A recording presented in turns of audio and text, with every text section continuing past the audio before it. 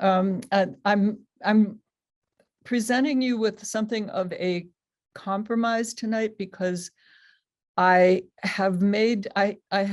want to point you to where these events are occurring in the text. And so I've made notes in the little box at the bottom of each slide. And they're not always beautiful, like I try to make the slides, but they do point you to the approximate line where something is happening. So if you want to use this session PowerPoint as a guide to revisiting some of the episodes, I've tried to give you at least the approximate page number. So this is where we stopped last time, on the edge of Hades. And we had been talking about, and this actually, I realized this feeds into one of the topics of conversation last week about sacrifice. And there's another moment which also does. But in having to cut the animal in Hades so that people there can drink the blood, it's kind of an inversion of the sacrificing the animals in the world and letting their blood both pour out and be burned and send the smoke up to the gods. At any rate, Odysseus has been talking to Tiresias, who's reiterating the prophecy that we first saw at the Council of the Gods on Olympus, but he gives more details. Not only will Odysseus come back with his ship destroyed and his companions gone if he doesn't follow instructions, which include not eating the cattle of Helios, and we'll see that that doesn't quite work out the way Tiresias hopes. But if you yourself get clear, you will come home in bad case with the loss of all your companions in someone else's ship and find troubles in your household. So we know this, you know this by heart by now. And you remember Circe and this beautiful painting of the pigs. So this is where we are actually going to start tonight, because we're backing up just a little from where I left you last time, because the passage I gave you occurs when Odysseus and his crew first arrive on Circe's island. Circe's island frames this visit to Hades.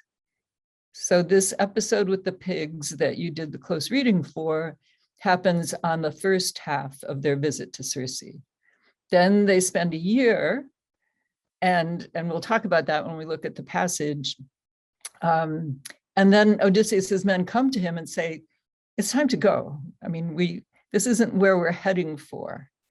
And he sort of wakes up, and they leave, but they learn that in order to leave, they have to make that visit to Hades. So after visiting Hades, they will come back to the island. So I'm giving that a little extra time, and partly I'm doing that by giving you that passage. So while this event is happening that we're looking at in the painting, Circe has turned half of Odysseus's crew into pigs. They look pretty happy here. Hermes is bringing the magic root that lets Odysseus seem to take power over Circe, but that's something else, another thing we can talk about. So I'm going over the passage now, and it may frustrate you a little because you probably have ideas about it. And that is the first thing we'll do in the discussion period, is we'll come back. That's partly why I have this compromise view on the PowerPoint. I want to come back to the slides with the passage. So here it is. Circe, after Odysseus has used the magic root, has told him, go get your men, bring them up here too. And the proud heart in me was persuaded, says Odysseus. So he went back and he found his companions by the ship. They're not very happy. And there's a Homeric simile here. We've looked at one or two of those. The blue marks the two components of the simile. So the men are pitiful in their lamentation and weeping. And as in the country, the calves come gamboling around their mothers, so they came in tears about me and cried in winged words. So those two components of the simile just sort of, you may already have thoughts about these, but I'm sort of reviewing the passage right now. It's not easy to come in and out of the PowerPoint, or I'd stop to talk about it a little. And it also makes it hard to keep track of the time that's going by. So this is just a review.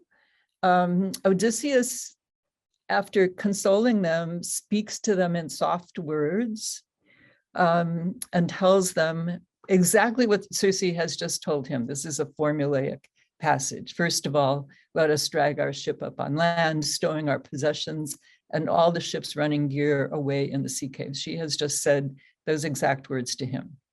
The only one who argues is Euryalus.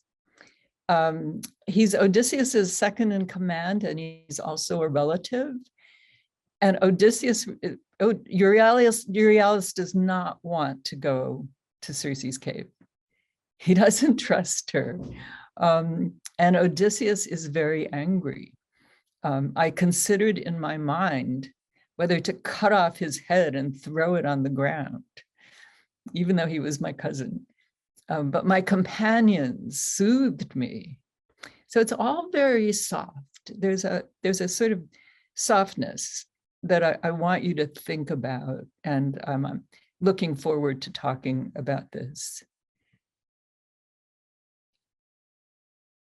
So the other thing that happens in Hades, and this goes back to the discussion we had about Odysseus's arrival in Phaeacia, when he looked for a shelter and he crawled inside those trees that were woven together, and he piled up the leaves.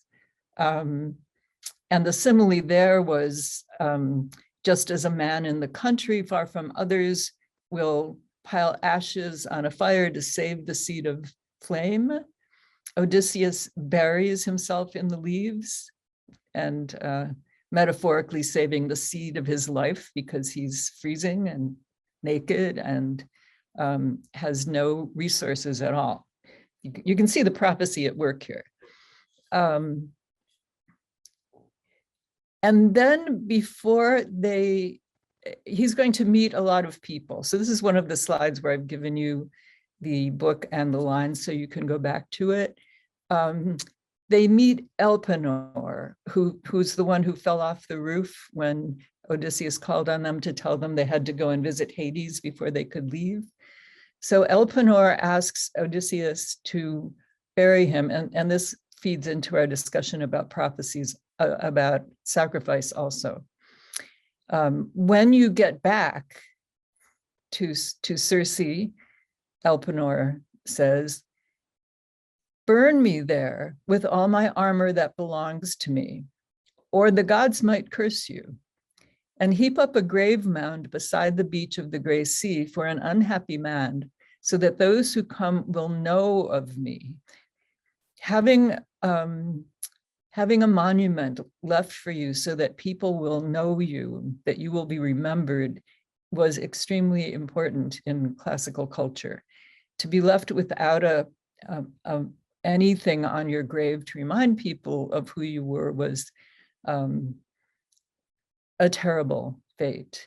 And he also wants them to plant his oar on top. And I thought so I've still got the picture of Tiresias here. I couldn't find a picture of Elpenor. I don't know how they distinguish him. He could be holding an oar, I guess. But the lower part of the picture is exactly what would be happening. Odysseus would be holding his sword over the blood of the animal he has just sacrificed. And then next comes the soul of his mother. A whole parade of individuals come by. And this is just Tiresias repeating the prophecy. And then down below, I have some page numbers. Towards the end of book 11, Odysseus is telling the stories back in Phaeacia. Remember, these are, that's where we are, and he is telling these stories to his audience. And he says, and they're riveted, they're just fascinated. And he says, okay, then it's time for me to get some sleep. He's resourceful Odysseus in that moment. He's resourceful Odysseus. He's got his audience in the palm of his hand. I'll fix that little typo. And he stops talking. He says, okay, I'm going to sleep now. And Arte says, no, no, I think we should all give you more gifts. I think you'll enjoy if you read that. She's sort of complicit with him here, and they tell her, okay, now you should stop talking and your husband can talk. But Odysseus would get more gifts out of this. So he immediately, once that's settled, he goes on to the next story. He goes on to tell more stories. I've got this in slightly out of order, and we don't need to look at it long. I just wanted to use it to show you that when they come back from Hades, they will meet with Circe, and she's going to give them some advice on how to manage the second set of adventures: the Sirens, Scylla and Charybdis, the cattle of the sun god Helios, back to where we started with Calypso, and then where he is telling the stories, Phaeacia. So that's what's happening next. And at the same time, Telemachus, at about the time Odysseus is coming out of Hades, Telemachus has visited King Nestor on Pylos and is thinking about heading off now to see King Menelaus. Just about the same time, his father is in Hades meeting the brother of Menelaus, Agamemnon, who died in the Trojan War. Penelope is simply holding the fort. Her weaving strategy has been discovered, and she's in a holding pattern there in Ithaca. So that's where we are. All right, this is the first of the second set of adventures. I think this is a wonderful painting. John William Waterhouse from the end of the 19th century. And you know this, Odysseus is tied to the mast. All the men have wax in their ears. Odysseus can hear the song. He begs his men to untie him and let him stay, but he won't. So this is another attempt at taking away the homecoming of Odysseus and his crew. I think these harpies look kind of scary, even though they're beautiful. They're half woman, half bird. And here's another much earlier rendering of the episode, another vase painting and an amphora. And you can see that these are not hugely big boats. They have simple oarlocks and sails. Odysseus started out with quite a few of the boats. That's why he could have so many men, but he has fewer and fewer men and fewer boats. So this is a very old rendering of the cattle of the sun god. They are not supposed to eat the cattle of the sun god. Tiresias has told them this. Circe has told them this in her final advice for how to get through the second set of adventures and get back to Ithaca. But if you remember, Odysseus fell asleep when he was in his boat with the bag of winds from the wind god in the first part of his adventures. And the men curiously opened, no, they didn't curiously open it. They opened it thinking it would get them home sooner, and it blew them all the way across the Mediterranean. Here they're starving. So it's sort of understandable that they want to eat the cattle, but they know they shouldn't, but they do. So that's the end of them. That leads to their destruction. And then Odysseus now is shipwrecked. He's only clinging to the bars of his ship. The Scylla and Charybdis, twin monsters, you could say, put Odysseus, as I've got in my notes down at the bottom, between a rock, literally, and a hard place, which is, I don't know if you would call the whirlpool hard, but Charybdis is terrifying and sucks the water down, drowns people, spits them back out. In the middle of all that, Odysseus manages to hold onto an olive tree. Okay. So there are a couple episodes they have to go through once, and then they end up being blown back again. Poseidon is after them at this point. And another rendering of Calypso. Odysseus is now in the final leg of his story. He's been on Calypso's island when he meets, just before he meets the Phaeacians. He's been there for 7 years. I think this is a lovely depiction. She's got him entranced. And he says, okay, I told you about that yesterday. Why tell the rest of this story again? It's hateful to me to tell the same story twice. So that's very quick. These are very concentrated stories that are told. And it's interesting that they make up, in cultural terms, the largest impact of the Odyssey. When I went through, that cannot be the concluding slide. When I went through the episodes, I'm going to back up because I'm neglected to look at the slide. Oh, this one. There are more down here. So I mentioned to you that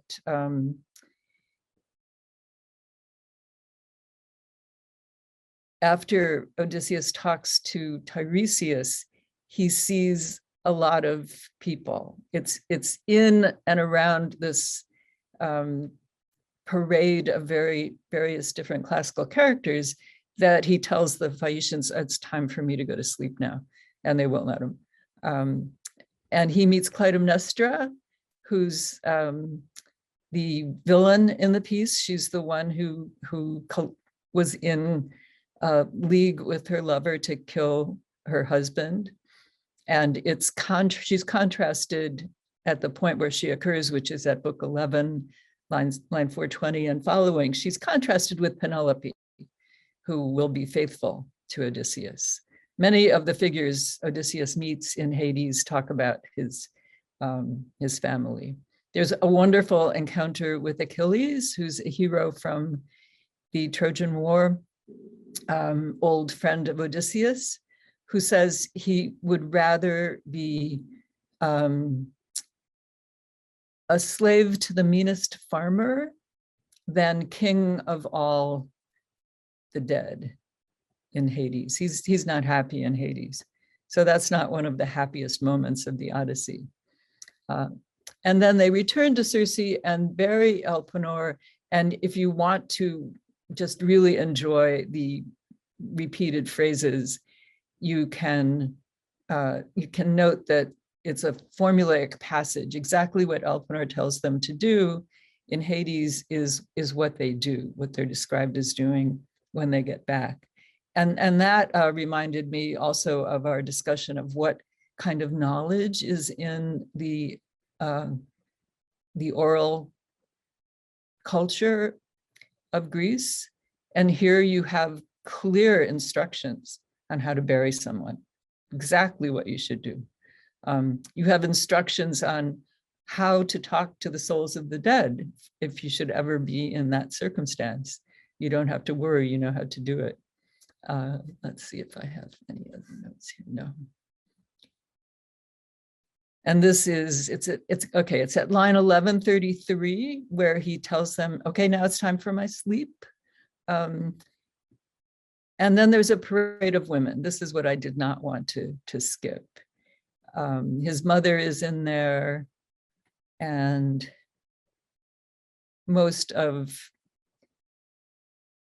many of the women that are mentioned elsewhere in the epic. Okay.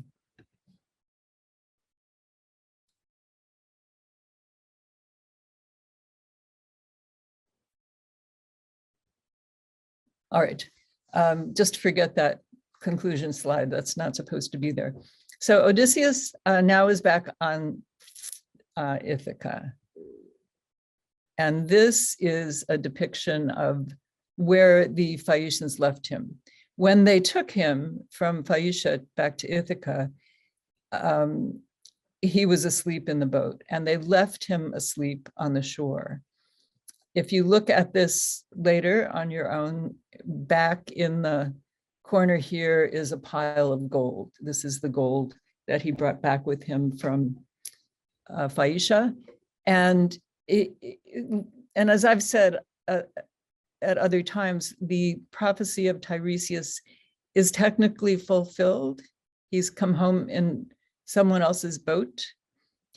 All of his men are gone. He's lost all his possessions.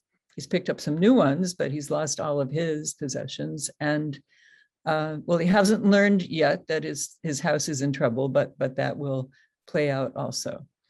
This, by the way, is a Roman depiction of Ulysses, which is their name for Odysseus.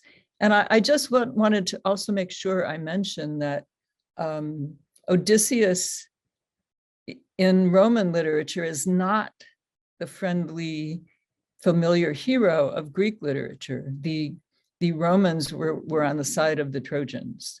So they weren't on the side of the Greeks. The Greeks are the ones that built the Trojan horse and tricked the people of Troy into letting them into the city. So they're traitors. So if you see any kind of classical accounts of Ulysses, you'll notice he doesn't seem like the same character. So he's shaded quite differently. There's another olive tree here, and the olive tree is going to show up once again. So there was an olive tree in that shelter that he slept in that we just talked about on his first night on Phaeacia. There's an olive tree that he clings to on the cliff to save himself from Scylla and Charybdis. There's an olive tree sort of signaling shelter here when he arrives back on Ithaca. And by the way, in this scene, he doesn't quite yet know where he is when he wakes up. And then in the reunion with Penelope that we're going to look at more closely next week, another olive tree shows up, and some of you may know that story. This is his reunion. It's a very romantic image of his reunion with his son Telemachus. Telemachus is the first one Odysseus reveals himself to. He has spent a lot more time with the faithful swineherd Eumaeus. I'm speaking sort of formulaically here. He spent less time with thoughtful Telemachus, but familial loyalty leads him to reveal himself first to his son. The next one, I believe, is Eumaeus. There's Eumaeus back there. I don't know where this picture comes from. It's a line drawing copy, possibly of an amphora drawing.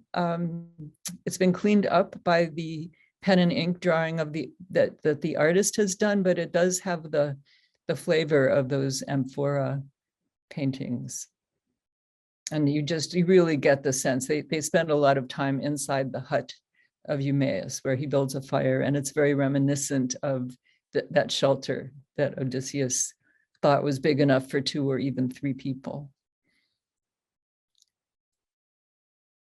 And then I'll just finish up this part. This is another vase painting, obviously. It's Odysseus beginning to slay the suitors, and Penelope, who in actuality, in terms of the actuality of this epic, is upstairs sleeping. Athena has drifted sleep over her, and her maid would not be down here either. But on this depiction, the artist wants to show that they're sort of part of the action. So they've been included on the vase painting, even though they're actually described as being upstairs. And this is quite a wonderful vase painting, the final battle with the suitors. I'm jumping ahead a little here just to show you the images. When we have our final meeting, what I'm going to do is show you some of the wonderful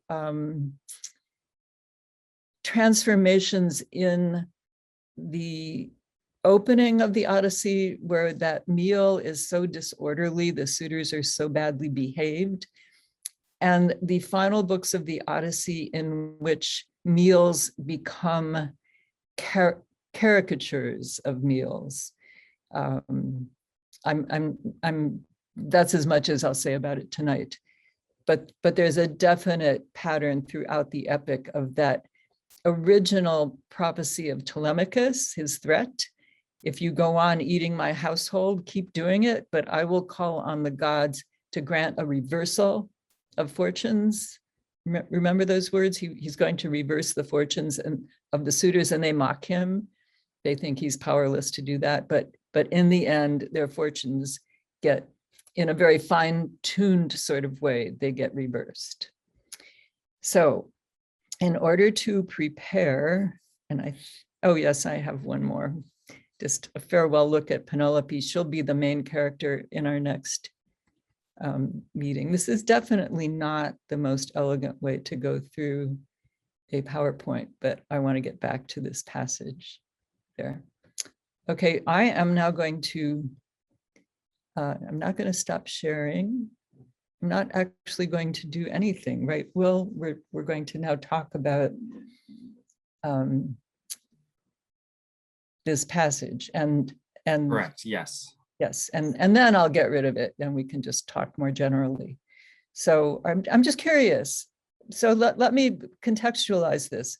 So the first one you looked at was the Telemachus encounter with the suitors, and that was in Ithaca, in a theoretically normal place except disorderly. There's no local leadership. But here we're on a magical island. And so that has to be taken account when you read about what's happening. So I want to look first at the simile. So, and as in the country, the calves come running to meet the cows because they're hungry. They want their mothers. So Odysseus's men came running to him. Now, how is this? We've talked about how Homeric Odyssey, Homeric similes. We've got some background noise. We've talked about how Homeric similes have a twist in them. Do any of you want to speculate on what kind of twist is here?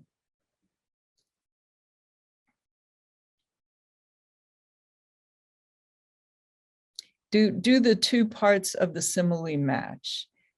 Just as calves come to their mothers, my crew came to me.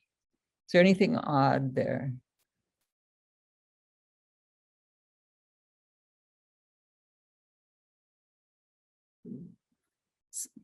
Let's have a guess. Sarah, why don't you guess? It's funny because you had mentioned, yeah, I wouldn't see I wouldn't see his men running to him, and especially after that story with the bag of wind. Like I thought they were going through that bag because they were jealous of Odysseus. Mm-hmm. Like, there was jealousy happening there. So that's a nice thought. That's actually a new wrinkle on this for me. Yeah, yeah, they're behaving very differently from how they have. Right. And what about the comparison? What is Odysseus being compared to here? It looks like a mother. A mother, yeah. They want some milk. They want to be soothed. Oh, right, there is that soothing again. Yeah. And so what is his role with them? Where have they come from? He's led them in battle. He's a soldier. They are soldiers. Isn't this a little abnormal? It is. Anybody else want to jump in here? So what can we blame it on then? How is the island affecting them? See, I thought the first thing that I thought when I read this was that it was comparing them to the other soldiers who had been turned into pigs and Mhm. would now run to Circe Mhm. for food, and that this was that was the simile that I took from it. But now thinking of it this way, can you add another layer? Well, but thinking of them as their soldiers, I would think that having been now together for 12 or 13 years, they would expect their leader to lead them, having come back. I would think so too. Yeah. Anyone else? And they feel like babies, and Odysseus is in the role of the nurturing, literally of the nursing mother. So I would argue that the island is having an impact. And I sort of suggested this when I said that Odysseus thinks he's gained power over Circe. But has he really? Circe has told him to go bring the rest of his men up to her castle and her palace. And she has told him to take your ships out of the water, hide your belongings, forget about planning to leave, come up here. Is this a threat to their homecoming?